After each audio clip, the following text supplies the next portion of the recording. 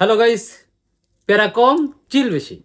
সাইপ্রাসের visa বন্ধ, কবে খুলবে, কবে ভিসা চালু হবে, কতদিন বন্ধ থাকবে, এইসব প্রশ্ন নিয়ে নানান প্রকারের টেনশনে আছে। ভাই টেনশনে থাকারই কথা, কারণ এই যে পাসপোর্টের সাথে 2 লাখ 3 লাখ 4 লাখ করে টাকা দিচ্ছেন, 6 মাস 8 মাস 1 বছর সময় পার হয়ে গেছে, তাও আসতে পারছেন না, পাচ্ছেন না কোনো পারমিট পেপার, নেই কোনো খোঁজ খবর। মামারা নানান রকম পেপার ভংচং দিয়ে আপনাদেরকে বুঝাচ্ছে। ভাই আসলে মানুষ টেনশনে আছে, ঠিক আছে। এর ভিতরে আবার শুনছেন কি ভিসা বন্ধ। তো প্রশ্ন আসতেই পারে যে কতদিন বন্ধ থাকবে, আবার কবে চালু হবে, এটা স্বাভাবিক ভাই।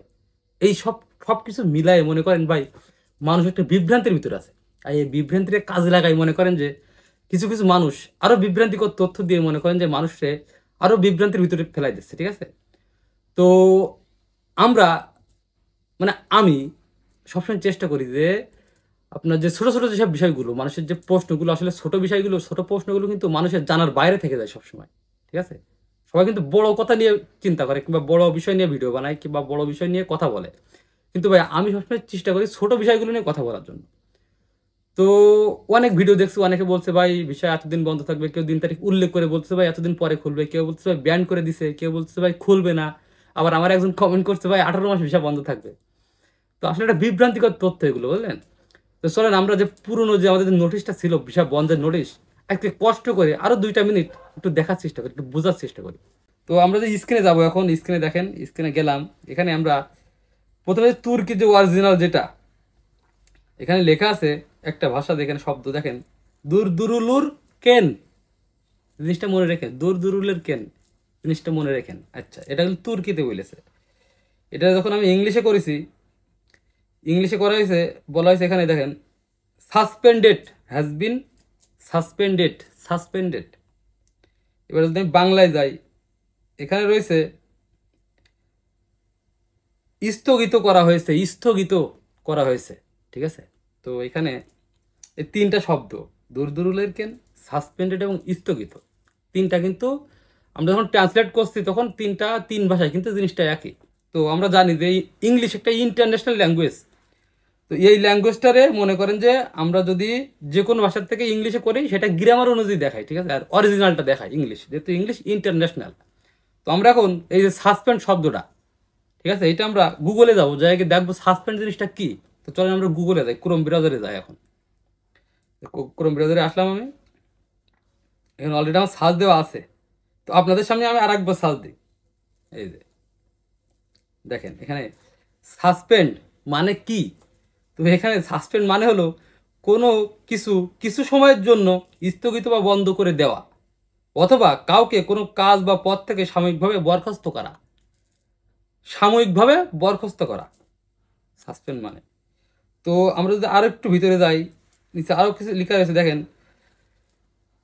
আরো বিস্তারিতভাবে কোনো কাজ বা প্রক্রিয়া স্থগিত করা, কাজ বা প্রক্রিয়া এটাও কিন্তু কাজ একটা। তো কোনো কিছু কিছু কোনো কিছু কিছু সময়ের জন্য বন্ধ করা, একই জিনিস আবার লিখেছে। তো যাই হোক, এক কথা আমরা কি বুঝলাম ভাই, কোনো কিছু সাময়িক সময়ের জন্য বা সাময়িকভাবে বন্ধ করা, এটা কিন্তু পার্মানেন্ট না ভাই। হ্যাঁ, আমি একটা কথা বলি আপনাদের, যদি তুর্কিতে লেখা থাকতো কাপালি, মানে ইংলিশে ক্লোজ, বাংলায় বন্ধ, লেখা নেই না, এটা কিন্তু লেখা নেই। তারপর তুর্কিতে যদি লেখা থাকতো যে বৃত্তি, মানে শেষ, ফিনিশ, ইংলিশে লেখা থাকতো ব্যান্ড, বাংলাতে লেখা থাকতো স্থায়ীভাবে বন্ধ করা হয়েছে, তাহলে আমরা কি বুঝতাম যে এই ভিসা খুলবে না। বা এই বিষয়টা অবশ্যই খুলবে, গত বছর এরকম হয়েছিল, গত বছরও বিষয়টা বন্ধ করেছিল, করার পরে আপনার মনে হয় 7 থেকে 8 মাস পর আবার খুলছিল। আর ওই সময় আপ ছিল আবার, আপের বিষয়টা আপনারা অনেকে জানেন, অনেকে জানেন না। আপ বলতে হচ্ছে সরকার একটা ফ্রি ভিসার সুযোগ দেয়, এটা আমি পরবর্তী একটু ডিটেলসে বলবো, একটা ভিডিও বানাবো আপ সম্পর্কে। তো হয়তো আবারও এরকম লোকেরে ফ্রি ভিসা, যারা অবৈধ লোক যারা আছে সরকারের হয়তো ভিসা করার সুযোগ দেবে, তার কারণে পুলিশও প্রচুর লোক ধরতেছে, আর ভিসাটাও বন্ধ হয়ে গেছে। তো গত বছর ঠিক এরকম হয়েছিল। তো ভাই এই বছরও মনে করেন যে মোটামুটি আপনার কত মাস এটাই নির্দিষ্ট করে বলা যায় না, ঠিক আছে।